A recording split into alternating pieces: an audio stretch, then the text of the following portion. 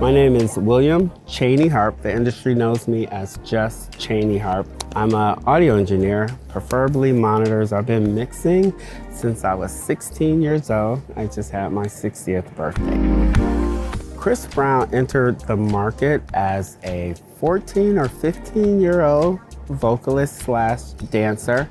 They put together a team right around the release of his first song in 2005. I was part of that team, and I've been with him his entire career. Chris is extremely creative. Part of my journey is to put myself around, I say, people that's smarter than me, right? I love that when your artist is that figurehead, always giving you something that's challenging. My name is Kevin Brown, and I'm the front of house engineer for Chris Brown's Under the Influence Tour, Europe. I've been working for Chris maybe 3 or 4 years. I believe this is my third tour with him. The Under the Influence Tour in 2023, I believe, is special because Chris hasn't been back for quite some time. So it's one thing to come to a city with an artist and we play at the O2. It's another one to come with an artist and you play the O2 for 6 nights and they're sold out. I can say this is really a first for me and all the shows that I have done to just experience this level of admiration for an artist. This is a show that's loaded with a lot of playback material, a lot of dancing and a lot of layers. I love going AES, digital, and kind of staying there. There's some aspects of live sound to where I try to maintain analog.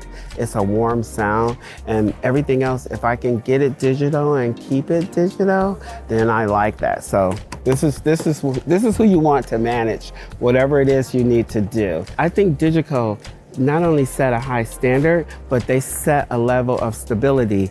And as products develop, as new protocols change, I rarely need a different console. This is like the best thing you can have in your arsenal because the way they have networked their engineers with their support team, with all the engineers that use this product, is such a flow of information. You can see questions being answered in updates to address things that are on their way. And that's why it's so easy to just always ask for one of these. I'm using the DiGiCo SD7 Quantum. It's my surface of choice because of layout. We come from a time where analog presented us with faders and more things to touch, which make it more ergonomic and just intuitive. Inside of the DiGiCo ecosystem, we have 2 SD racks, 32-bit cards, which house the analog backup for our playback rig, but the heart and soul of it come through a orange box that's fitted with 2 DMI cards. One is Dante and the other one takes us and puts us on the fiber loop. We're dealing with one person on stage and playback. And some people will argue that it's an easy gig. Well, when you have 12 or 8 musicians on stage, you have a fallback. We don't have that in this situation. We have our playback, which is the album, which what fans want to hear, and we have a lead singer who needs to be out front every night.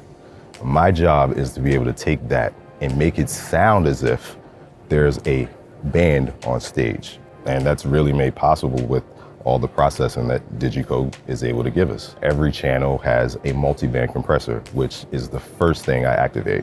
It really gives you the ability to shape and manipulate sounds for additional control. Then with the addition of, the mustard, you also have DigiTube. So sometimes I want to push something forward without making it loud. I can just get some tube emulation in and I can drive. If you have a song that's say 2 or 3 minutes, but it moves in sections, you have to be able to adjust to those sections, and snapshots allow you to do it. Maybe there's a guitar ride in the beginning of the song. Well, consistency is key, and maybe someone's talking to you the night before, or your artist has just dropped the mic and you need to switch to the spare. Well, now you just missed the guitar solo.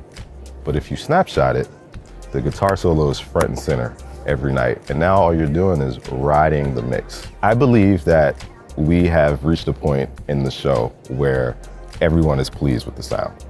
Normally, Mitch, our music director, is out here with us for the first couple of weeks, and he'll give me notes, he'll talk to Chris after the show, sometimes he'll talk to him mid-show just to see where he is and what he's thinking.